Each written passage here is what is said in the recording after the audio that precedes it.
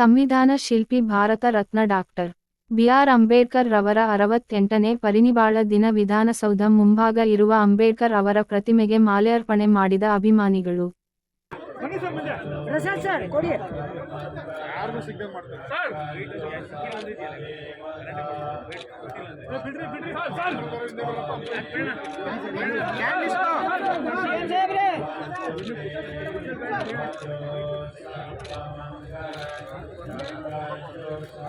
ನವೀನ ತಗೋಯ್ದು ಇಟ್ಕೊಯ್ದು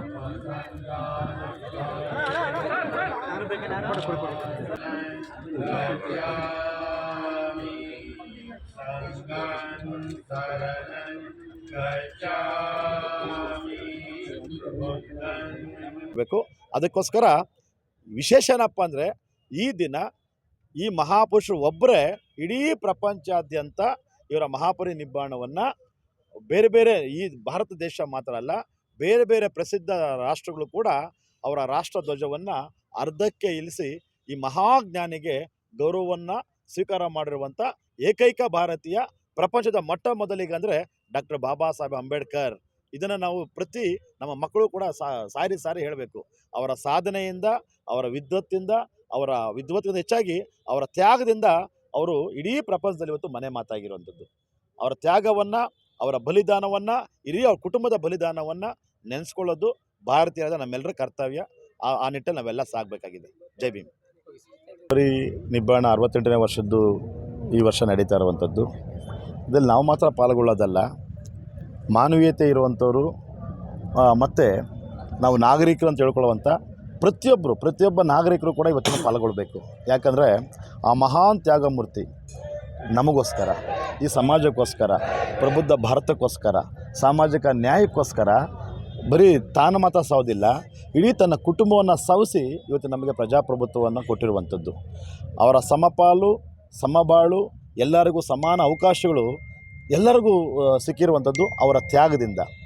ನಾವು ಅವರ ಸಾಧನೆ ಬಗ್ಗೆ ಮಾತ್ರ ಮಾತಾಡ್ತೇವೆ. ಅವರ ಸಾಧನೆ ಎಷ್ಟಿದೆಯೋ ಅವರ ತ್ಯಾಗ ಅದು 2ರಷ್ಟಿದೆ. ನಾವು ಮನುಷ್ಯರಾಗಿರೋ ನಾವು ಮಾನವೀಯತೆ ಪಾಠವನ್ನು ಅರ್ಥಕೋಬೇಕಾಗಿರೋ ನಾವು ಮೊದಲು ಆ ತ್ಯಾಗಮೂರ್ತಿಯನ್ನು ನೆನೆಸ್ಕೊಂಡು ಕನಿಷ್ಠ ಇವತ್ತಾದರೂ ಬಂದು ಆ ತ್ಯಾಗ ಜೀವಿಗೆ ಒಂದೊಂದು ಗೌರವವನ್ನು ಕೊಡಬೇಕಾದ್ದು ನಮ್ಮ ಜವಾಬ್ದಾರಿ ಮತ್ತು ಕರ್ತವ್ಯ ಕೂಡ. ಮತ್ತು ಈ 68ನೇ ವರ್ಷದ ಈ ಒಂದು ಮಹಾಪರಿನಿಬ್ಬಾಣದಿಂದೊಂದು ಅವರು ನಾನಕ್ ಚಂದ್ ರತ್ತು ಅವರಿಗೆ ಕಡೆಯದಾಗ ಒಂದು ಸಂದೇಶ ಕೊಟ್ಟರು. ರತ್ತು, ನಾನೇನು ಅಂದ್ಕೊಂಡಿದ್ನೋ ಅದನ್ನು ಕಾಣದಂಗೆ ನಾನು ಹೋಗ್ತಾ ಇದ್ದೀನಿ. ನನ್ನ ಆರೋಗ್ಯ ಸಮಸ್ಯೆ ಅಷ್ಟು ಕ್ಷೀಣಿಸ್ತಾ ಇದೆ. ನನ್ನ ಜನ, ಈ ದೇಶದ ನನ್ನ ಜನ ಅಂತಂದರೆ ಪ್ರತಿಯೊಂದು ಜಾತಿಯ, ಪ್ರತಿಯೊಂದು ಧರ್ಮದ ಬಡವರು, ಶೋಷಿತರು, ಆಳುವ ವರ್ಗವನ್ನಾಗಿ ನೋಡೋದು ಬಾಬಾ ಸಾಹೇಬರ ಕನಸಾಗಿತ್ತು. ಗುಡಿಸಲು ಹುಟ್ಟುವಂಥ ಪ್ರತಿ ಮಗು ಕೂಡ ಸಮಾನದ ಅವಕಾಶವನ್ನು ಪಡ್ಕೊಳ್ಳುವಂಥದ್ದು ಬಾಬಾ ಸಾಹೇಬರ ಕನಸಾಗಿತ್ತು. ಕನಿಷ್ಠ ಇನ್ನಾದರೂ ಕೂಡ ಆಳುವಂಥ ಸರ್ಕಾರಗಳು ಬಾಬಾ ಸಾಹೇಬರ ಆಶಯಗಳನ್ನು ಮನದಟ್ಟು ಮಾಡಿಕೊಂಡು ಎಲ್ಲರಿಗೂ ಸಮಾನವಾದ ಅವಕಾಶಗಳು ಮತ್ತು ಸಮಾನವಾದ ನ್ಯಾಯವನ್ನು ಕೊಡೋದ್ರ ಮುಖಾಂತರ ಬಾಬಾ ಸಾಹೇಬರ ಕನಸಿಗೆ ನನಸು ಮಾಡುವಂಥ ಕೆಲಸವನ್ನು ಮಾಡಬೇಕು. ಪ್ರತಿಯೊಬ್ಬರಿಗೂ ಅವಕಾಶಗಳು ಸಿಗಬೇಕು ಅಂತ ನಾನು ಈ ಸಂದರ್ಭದಲ್ಲಿ ಆಗ್ರಹಿಸ್ತೀನಿ.